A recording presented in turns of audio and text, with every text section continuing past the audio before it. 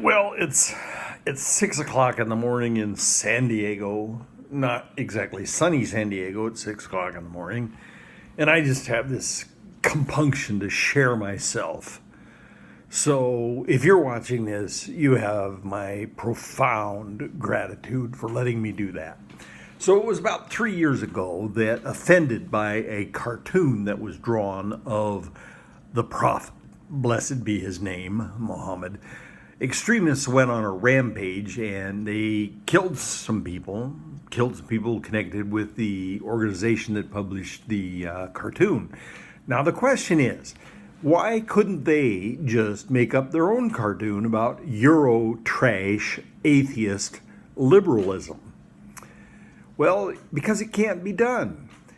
So why is it that the authors of a trashy humor magazine cannot be insulted by satire or cartooning? This morning I was telling my daughter about, quote, us gringos, close quote, in Puerto Vallarta, and she says, well, don't the Mexicans mean gringo to be a slur? Well, yeah, I guess they do.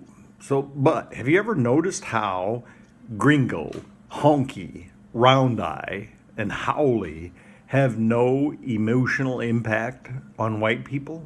Why is that? Is it related to why you cannot be offended enough by a cartoon to go kill somebody?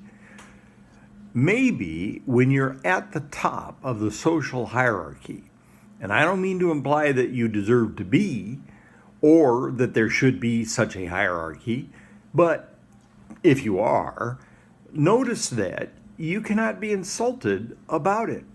Some foreigner calls you a fat white toad. Yeah?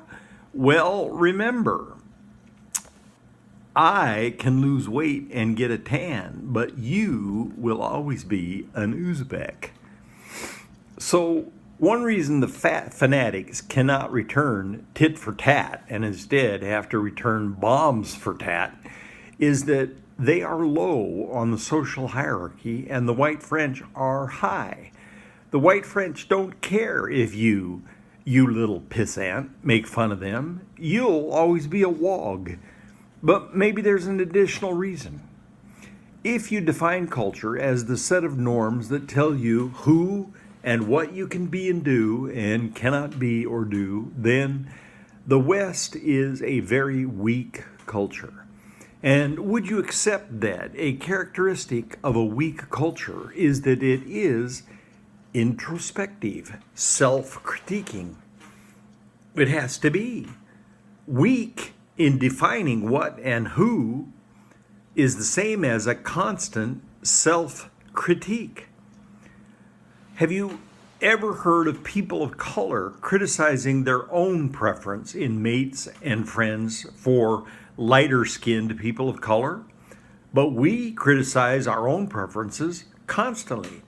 So the fanatics cannot return tit for tat because we do it better ourselves than they ever could.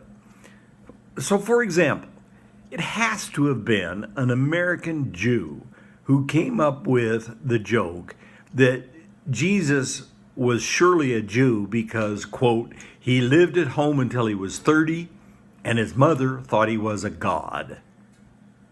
It had to be an American who came up with the joke about the Texan driving through Vermont and he asked a Vermont farmer how big his spread was.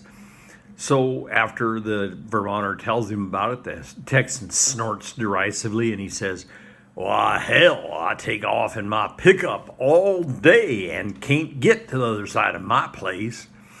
So the Vermonter, he chews his hay a while and he stares into the far distance, and after a bit he says, "Yep, I had me a pickup like that once myself."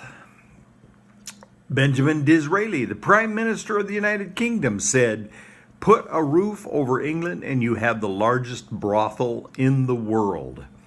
Now, what chances does a fanatic have of making fun of a culture that has been practicing the art of making fun of itself for centuries? So could we accept it as a fact, as a flat fact, that when violence is returned for insults. The violent one is the weaker, lower status, less able party. Good morning.